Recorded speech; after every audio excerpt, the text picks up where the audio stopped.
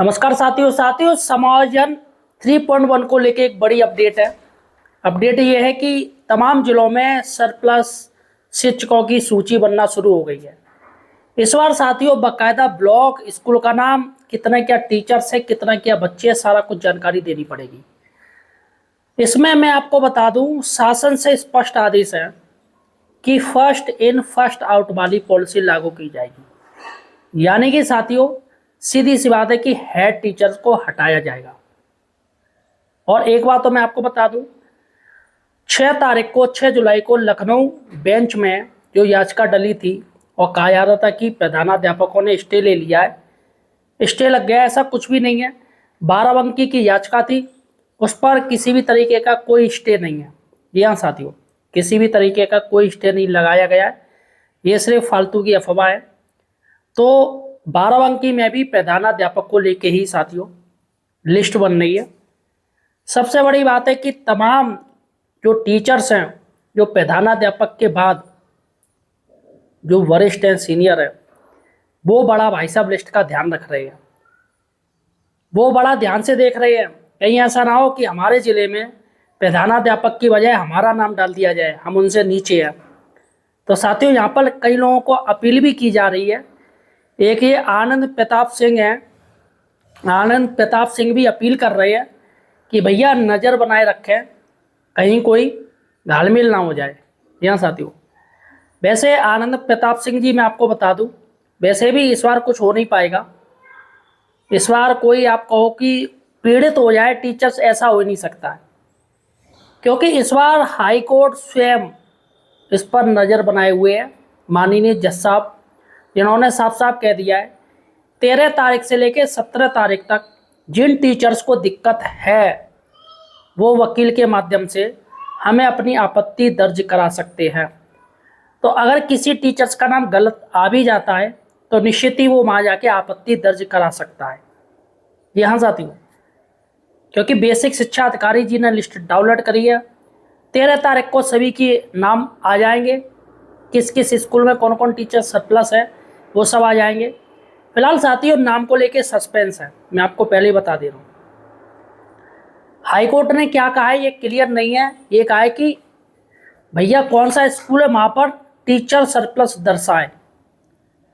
अब यहाँ पर हाई कोर्ट माननीय जस्टिस साहब ने अगर ये लिखित में आदेश दिया है कि टीचर्स का नाम उसमें आउट किया जाए तो साथियों कुछ क्लियर हो जाएगा। हाँ, नाम आउट किया गया, लेकिन नंबर आएंगे कि भैया फलाना स्कूल में एक टीचर सरप्लस है, तो क्या फ़ायदा, किसका नाम आएगा। शासन की तरफ से किस शिक्षक की लिस्ट बना के दी गई है, 13 तारीख को सभी के नाम आउट हो जाएंगे, ऐसा नहीं है साथी। अब देखना होगा 13 तारीख को कि नाम अगर सार्वजनिक होते हैं या फिर सरप्लस वाली स्थिति सार्वजनिक होती है, सिर्फ नंबर आएंगे उसमें। क्योंकि नंबर भी अगर आ रहा है तो साथ ही उसमें ऑब्जेक्शन उठेगा। भाई टीचर्स कहेगा मेरे यहाँ बच्चे ज़्यादा, मेरे यहाँ टीचर्स बिल्कुल लेवल में हैं, तो सरप्लस कैसे हो गया, वो ऑब्जेक्शन उठा सकता है जाके। कई कई ऐसे स्कूल आएंगे जहाँ पर कहेंगे छात्र संख्या बढ़ गई है उनकी और नामांकन ज़्यादा हो गया है, अब टीचर्स की ज़रूरत है, तो ऐसे में सरप्लस कैसे हो सकता है, वहाँ तो टीचर और एक चाहिए। तो ये लोग भी ऑब्जेक्शन उठाएंगे। तो सीधी सी बात है, हाई कोर्ट माननीय जस्टिस साहब ने ये तय कर लिया है कि जब तक टीचर्स पूर्ण रूप से संतुष्ट नहीं हो जाए तब तक लिस्ट फाइनल नहीं होगी। ये हाँ साथियों, जस्टिस साहब की इस बात पे मैं कायल हूँ। भला हो जस्टिस साहब का, अगर किसी भी टीचर के साथ कुछ गलत होगा तो वो सीधे अपनी बात पहुँचा सकता है।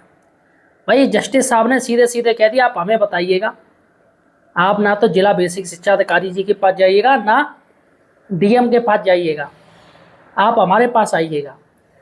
वकील आपका साथ में होना चाहिए, आपत्ति दर्ज कराइएगा और आपत्ति दर्ज हो जाएगी, उसका निस्तारण हो जाएगा, तब साथियों जाके फाइनल लिस्ट हाई कोर्ट माननीय जस्टिस साहब उस पर मोहर लगा देंगे।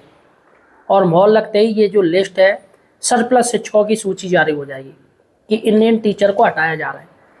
सबसे बड़ी बात है कि जिन टीचर्स के नाम आ जाएंगे क्या वो अपने समायोजन को रोक पाएगा, तो मैं सीधे सीधे उत्तर कहूँ नहीं, वो नहीं रोक सकता है।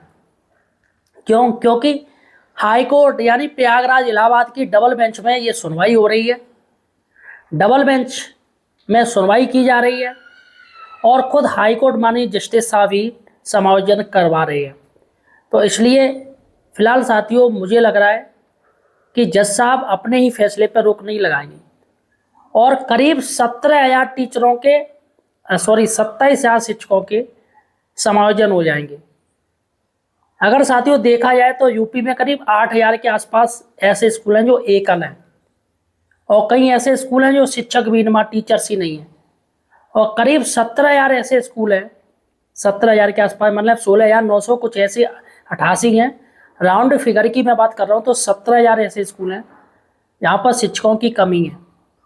अब ऐसे में साथियों हेड टीचर्स को हटाने की पूरी प्लानिंग हो चुकी है और देखिएगा एक मैसेज भी आया मेरे पास, मैंने कहा मैसेज में आपको पढ़ के सुना दूँ। देखिएगा यही सर हैं, आनंद प्रताप सिंह हैं, इनका नंबर भी है लेकिन मैं नंबर नहीं दूंगा, ऐसे ठीक नहीं है, नाराज़ होंगे भाई क्यों नंबर, भले ही उन्होंने मैसेज लिखा है अपने लेकिन मैं नंबर नहीं दूंगा। उन्होंने लिखा है साथियों से, सभी साथियों से विनम्र निवेदन है कि अपने अपने ज़िले की सरप्लस सूची पर लगातार नज़र बनाए रखें, देखते रहें। जहाँ जहाँ कार्यरत प्रधानाध्यापक यानी हेडमास्टर को छोड़कर वरिष्ठ सहायक अध्यापक को सरप्लस घोषित किया जा रहा है, वहाँ के सभी साथी एकजुट होकर तत्काल आपत्ति दर्ज कराएं और आवश्यक कार्रवाई करें। तो यहाँ पर इन्होंने साफ साफ कह दिया कि यहाँ पर हेड टीचर्स को तो सरप्लस किया जा रहा है, अगर हेड के बाद किसी को हटाया जा रहा है तो आप आपत्ति दीजिएगा। इसमें इन्होंने एक नोट भी लिखा है, यदि विद्यालय में कार्यरत प्रधानाध्यापक मौजूद है यानी इंचार्ज हेड मौजूद है तो सामान्यतः वरिष्ठ सहायक अध्यापक को सरप्लस नहीं माना जाना चाहिए। तो यहाँ पर सीधी सी बात है, जहाँ पर हेड इंचार्ज है तो सीधी बात है हेड को ही, हेड इंचार्ज को ही सरप्लस माना जाएगा, क्योंकि हेड इंचार्ज कोई पद नहीं होता है, वो तो एक टीचर्स को व्यवस्था संभालने के लिए हेड इंचार्ज का पद दे दिया। पद होता है प्रधानाध्यापक का, प्रधानाध्यापक का पद होता है 150 बच्चों में टीचर चाहिए प्राइमरी में और जूनियर में 100 बच्चों पे प्रधानाध्यापक चाहिए। तो यहाँ पर साथियों कुछ ही ऐसे स्कूल हैं जहाँ पर 150 से ज़्यादा बच्चे हैं और वरना ऐसा देखा जाए तो बहुत कम बच्चे हैं जहाँ पे प्रधानाध्यापक है। देखिएगा यदि विद्यालय में प्रधानाध्यापक का पद रिक्त है या कोई कार्यरत प्रधानाध्यापक नहीं है तो ऐसी स्थिति में वरिष्ठ सहायक अध्यापक को सरप्लस घोषित कर समायोजन की प्रक्रिया में शामिल किया जा सकता है। इसलिए सभी साथी अपने जिले की सूची का सावधानीपूर्वक परीक्षण करें और जहाँ भी नियमों के विपरीत कार्रवाई दिखाई दे वहाँ तुरंत एकजुट होकर इसका विरोध करें। तो यहाँ पर साथियों आनंद प्रताप सिंह है, इन्होंने संपर्क सूत्र भी दिया है, मोबाइल नंबर दिया, चूँकि मैं मोबाइल नंबर नहीं दे सकता हूँ। तो फिलहाल साथियों अब ये देखना होगा कि 13 तारीख को क्या नाम आउट हो रहे हैं। अगर साथियों नाम आउट हो गए तो ये बहुत अच्छी चीज़ है, कम से कम वो आपत्ति दर्ज तो करा सकता है कि सर मेरा कैसे आ गया। आप सोचिएगा कोई अगर असाध्य रोगी में है या कोई विकलांग है, दिव्यांग है, हमारे शिक्षक या बहनें हैं, हमारी टीचर्स बहनें हैं जिनको दूर दे दिया या उनका सरप्लस में नाम डाल दिया, तो कम से कम यहाँ क्लियरिटी तो आ जाएगी। और वैसे भी माननीय जस्टिस साहब का आदेश है कि इनमें जो रिटायरमेंट के नज़दीक हैं, जैसे किसी का 2 साल बाद रिटायरमेंट है तो उनका नाम छोड़ा जाए, जो दिव्यांग हैं हमारे शिक्षक साथी उनका नाम छोड़ा जाए, जो असाध्य रोगी से पीड़ित है उनका नाम छोड़ा जाए, या उसके परिवार में कोई ऐसा बच्चा है जो मानसिक स्थिति सही नहीं है, एकल परिवार है, हस्बैंड नहीं है, सिर्फ वाइफ है, उसके ऊपर बच्चों की जिम्मेदारी है, उनका नाम छोड़ा जाए। या फिर एक ऐसा परिवार जिसमें वाइफ नहीं है, सिर्फ हस्बैंड है, उनके ऊपर बच्चों की जिम्मेदारी है, तो उनका नाम छोड़ा जाए। या कोई असाध्य रोगी पीड़ित है, बीमारी से जूझ रहा है, ट्रीटमेंट चल रहा है, तो उसका नाम छोड़ा जाए। तो साथियों अगर सरप्लस में नाम घोषित हो जाए तो सोने पे सुहागा है, यहाँ पर क्लियर हो जाएगा कि किसका नाम आया है। लेकिन अगर नंबर आए, सिर्फ नंबरों में संख्या आई, तो साथियों यहाँ पर क्लियर होना सही नहीं है कि किसका होगा किसका नहीं होगा। तो ऐसे में हाईकोर्ट भाई 27,000 टीचर्स की लिस्ट तो नहीं देख पाएंगे। जस्टिस साहब तो भैया जो ऑब्जेक्शन उठाएगा उस पर बस विचार करेंगे। और एक बार साथियों फाइनल लिस्ट बनेगी तो मुझे नहीं लग रहा है फिर कुछ हो पाएगा, फिर तो सीधे लिस्ट ही आउट होगी, आप चाहे कितना भी ऑब्जेक्शन उठाएगा मौका नहीं मिलेगा। तो इसलिए 13 तारीख से लेकर 17 तारीख के बीच आप अपना आपत्ति कर सकते हो। या आप विभाग से पूछ सकते हो कि किसका नाम इसमें सरप्लस किया गया है, किस बेस पे आपने लिस्ट बनाई है। हाँ, इतना आप जानकारी ले सकते हो कि सर अपने यहाँ जो लिस्ट बनी है क्या वो प्रधानाध्यापक को लेके बनी है या प्रधानाध्यापक के बाद जो टीचर आया उसको लेके बनी है। और साथियों, कंपोजिट विद्यालय में प्राइमरी और जूनियर की अलग अलग लिस्ट बनी है। जी हाँ साथियों, अब की बार जो लिस्ट मांगी गई है सूचना, वो A to Z मांगी गई है।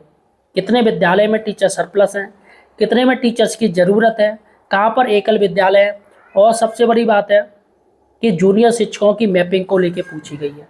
कहाँ कहाँ ज़्यादा टीचर्स हैं, किस सब्जेक्ट के टीचर्स ज़्यादा हैं, छात्र संख्या क्या है, वो सारी जानकारी पूछी गई है। तो फिलहाल साथियों, आपका कोई प्रश्न है तो मुझे कमेंट सेक्शन में पूछ सकते हो यार। चैनल को सब्सक्राइब जरूर कीजिए। धन्यवाद।